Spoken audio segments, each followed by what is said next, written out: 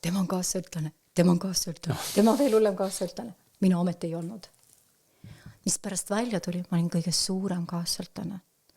Ja noh, mis seda kaassõltlast siis eristab? Ta elab oma elu läbi kellegi teise. Lapsena ma elasin läbi oma isa. Noh, et tema meile järgi olla. Selline tubliti tüdruk.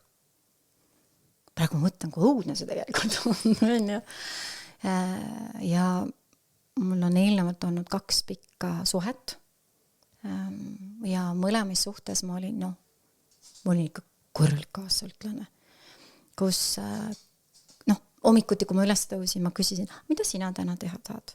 Ma ei mõelnud, et oota Liina, mida sina täna teha tahad, et kas sa tahad sinna, tänna või 3. kohta minna? See, lapsena see oli täiesti võimatu. Mis mõttes sina? Sa oled egoist ju, kui sa oma tahtmiste peale mõtled, on ja.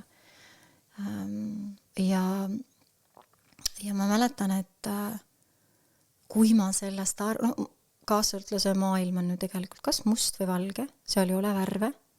Kas sa oled minu sõber või sa ei ole minu sõber, kas sa teed nii või sa ei tee niimoodi. See on, ja ma mõtlen seda, et kaassõltuvus, 80% inimkonnast on ju kaassõltlased, aga sellest räägitakse nii vähe.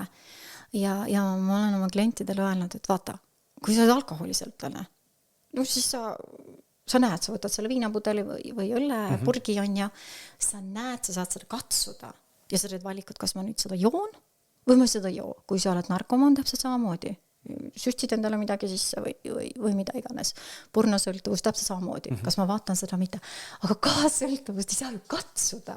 Sa ei saa mõõta seda mitte millegi. Ka sa ei mõtle niimoodi, et tõused hommikul üles, et okei, ma täna võtan väiksema doosi kaassõltuvust, et täna ma võib-olla teen 2 asja ainult ise enda jaoks. See on täitsa nonsense on ju.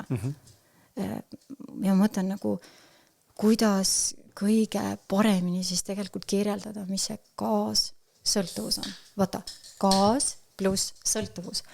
Sa oled ju tegelikult sõltuvuses sõltlasest, on ju.